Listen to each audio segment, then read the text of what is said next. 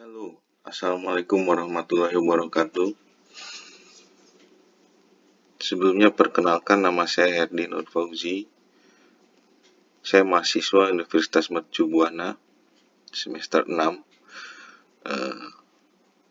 Dalam kesempatan kali ini, izinkan saya untuk mempresentasikan proposal bisnis perspektif dari komersial view-nya. Adapun nama perusahaan yang akan saya bangun yaitu PT Herdi Technology and Innovation, atau lebih ke menggunakan bahasa Herdi Teknologi Inovasi.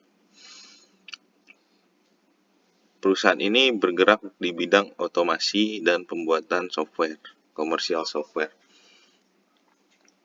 Berangkat dari pengalaman dan relasi yang mendukung untuk pembuatan proposal ini, izinkan saya untuk menjelaskan kenapa dan apa tujuannya agar dibangun perusahaan di bidang tersebut.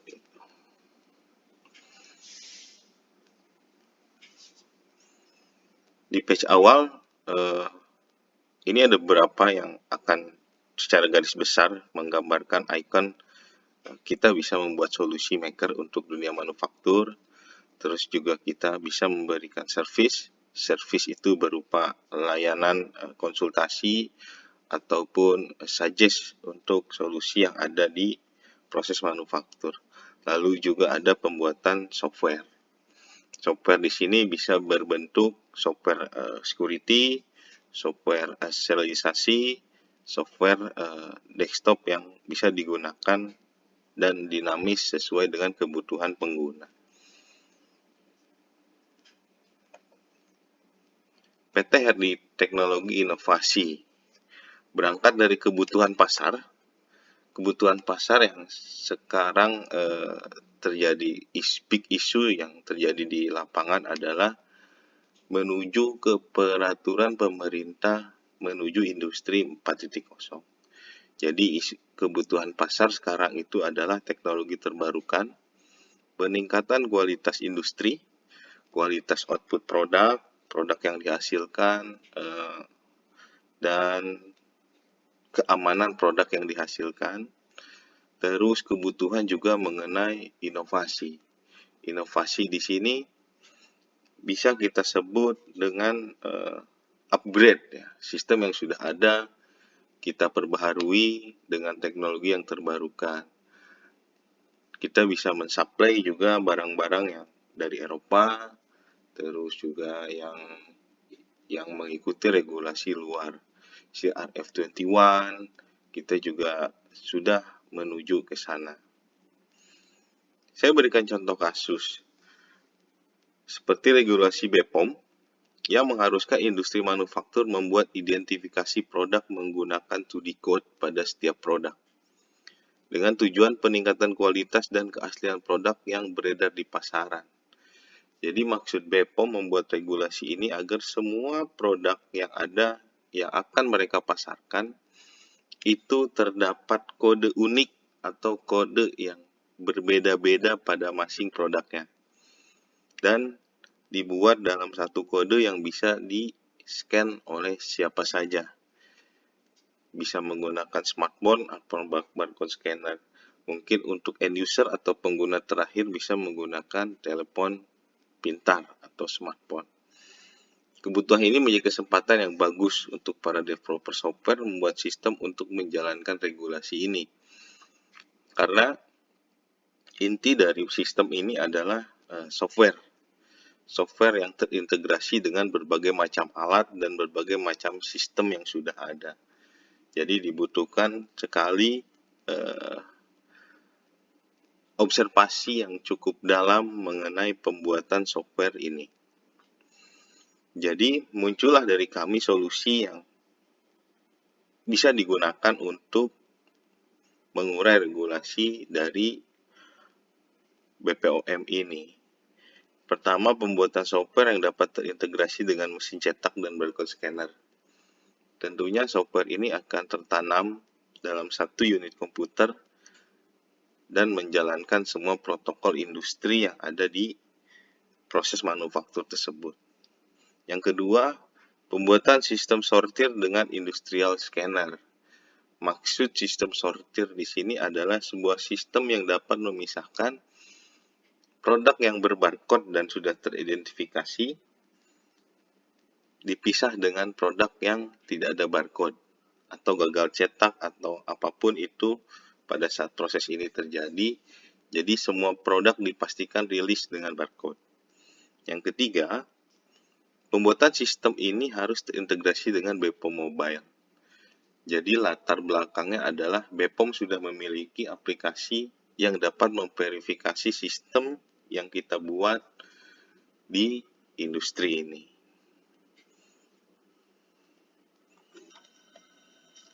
Market segmennya, dari beberapa data yang saya dapat, ada banyak sekali industri di Indonesia yang sedang berkembang atau sedang membutuhkan sistem ini.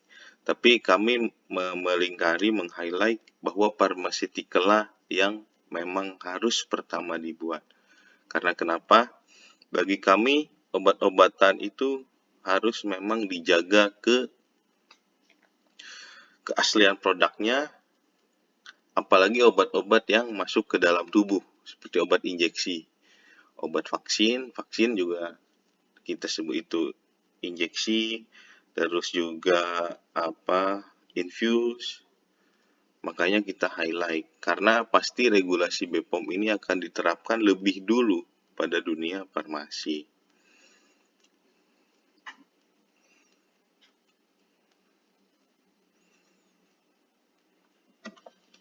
Baik, ini alokasi dana.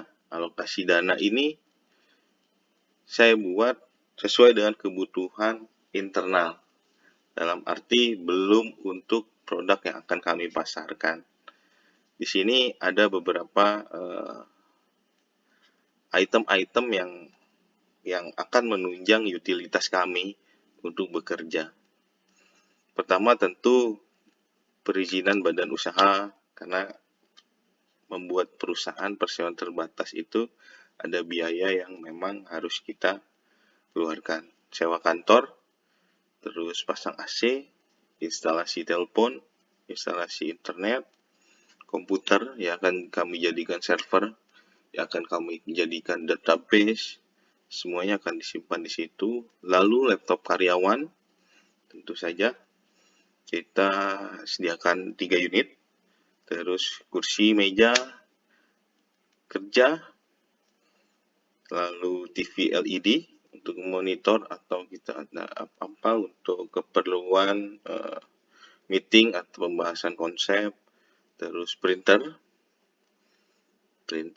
dan biaya operasional selama 6 bulan atau overhead kita selama 6 bulan. Itu mencakup biaya operasional gaji dan operasional mobilitas.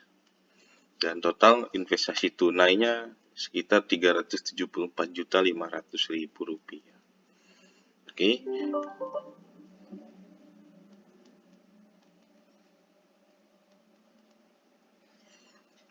Saya lanjut. Ini strategi Q1 sampai Q4. Jadi sebetulnya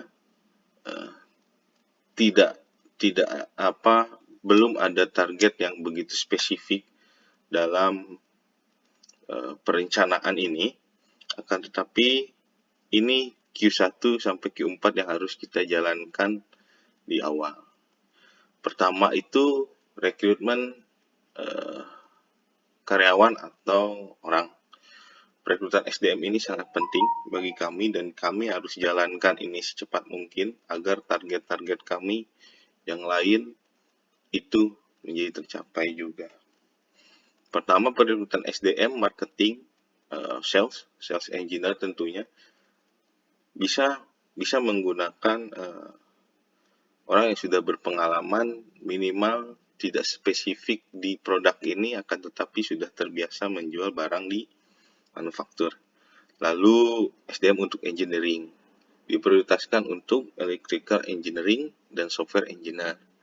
Karena hal ini akan bersinggungan langsung dengan electricity dan software. Lalu di tahap berikutnya, saya juga harus memiliki informasi atau peluang atau kesempatan. Dari mana saya mendapat informasi ini, kita akan terus mengupdate apa perkembangan terbaru dari BPOM. Dengan cara mengikuti seminar BPOM, mengiklankan bahwa kita sudah launching sebagai company melalui sosial media, LinkedIn, dan lain-lain, lalu membuka kesempatan untuk partner atau vendor dari komponen yang dibutuhkan, dalam artian satu sistem ini membutuhkan beberapa main item seperti scanner dan printer. Itu pun mempunyai perusahaan sendiri-sendiri untuk pensuplai barang ini. Jadi kami juga terbuka apabila diajak kerjasama oleh vendor perihal hal ini. Lalu saya harus menyediakan sales indoor dengan tujuan pencarian opportunity atau kesempatan. Karena relasi yang kami bangun mungkin saja bisa tersedia di media sosial atau web dari perusahaan target kita, dan sales indoor ini akan approach atau memasukkan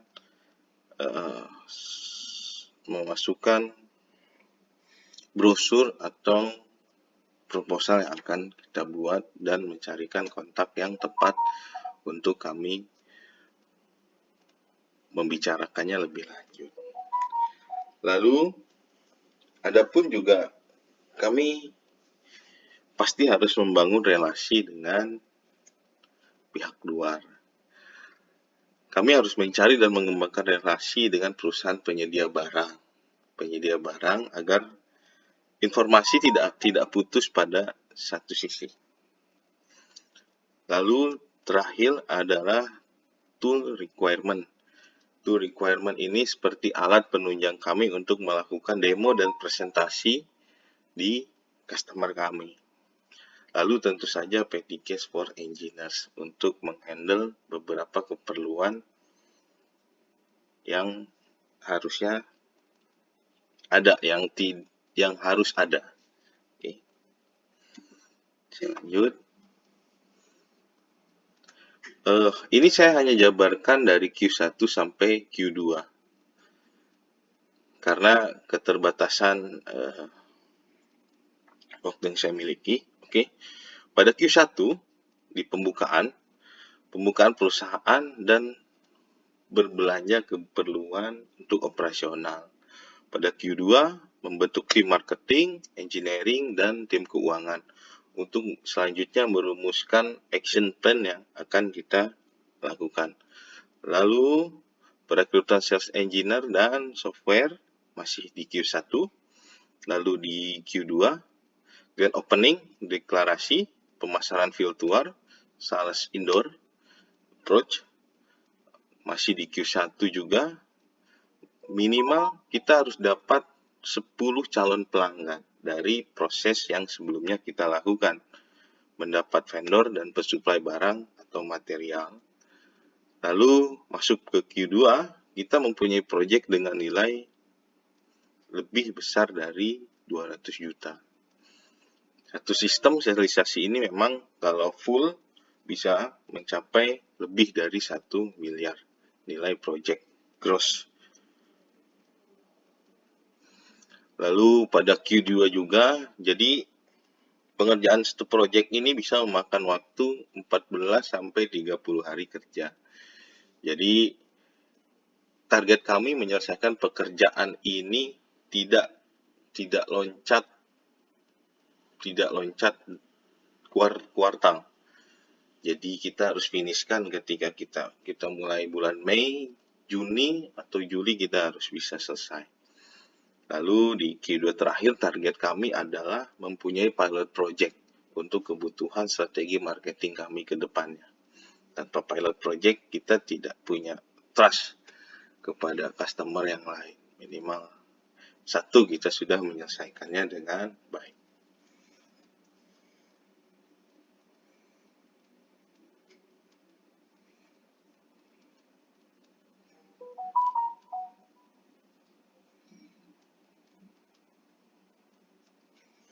Oke, saya lanjut. Ini produk yang akan kami tawarkan. Jadi lebih ke workflow-nya. Pada bagian atas ini ada satu unit komputer yang harus terintegrasi dengan beberapa komponen lain yang sudah tertanam software yang kami buat dengan merek dagang Radar. Komputer ini akan mengakomodir beberapa pekerjaan sekaligus. Dengan bantuan software, komputer akan terintegrasi dengan printer, scanner, dan control system atau kita sebut PLC dalam bahasa kami. Jadi di tengah-tengah itu ada switch system yang akan membagi jaringan kepada masing-masing alat. Jadi pada saat proses produksi itu berlangsung, produk akan tercetak oleh printer dan isi dari cetakan itu yang dibuat oleh software yang bernama Radar. Sesudah di print, nanti akan masuk ke dibaca oleh scanner, apakah hasil printnya itu terbaca baik atau tidak. Jika baik, datanya akan kembali ke software Radar, tapi apabila tidak, PLC akan memerintahkan satu aktuator untuk membuang produk tersebut. Jadi ini sistem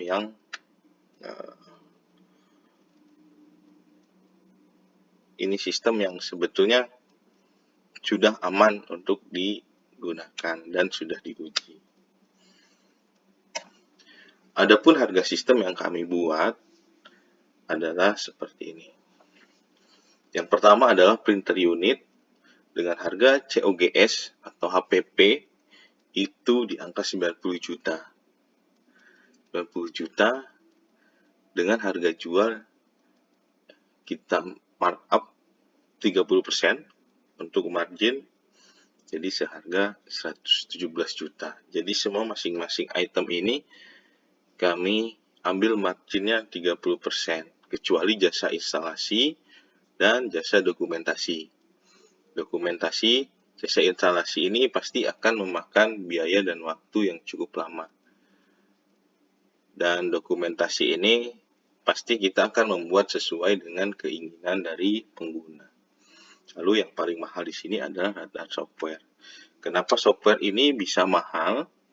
Karena biaya observasi yang cukup lama mengakibatkan software ini mempunyai harga yang cukup mahal bagi kita yang mendengar harga software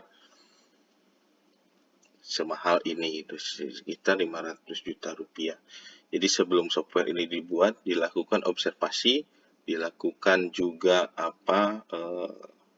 trial and error sebelumnya, juga ketika ada gangguan dalam integrasi kemanapun, apakah ada gangguan ketika traffic networknya sedang padat, software ini harus bekerja dengan baik, karena software ini adalah main item dari sistem yang akan kami jual. Oke, kurang lebih seperti itu. Secara komersial, isi yang presentasi yang saya dapat sampaikan. Untuk lebih lengkap, saya lampirkan juga Microsoft Word mengenai proposal perusahaan ini, mendetail dan tujuan, lalu pelaksanaannya harus seperti apa.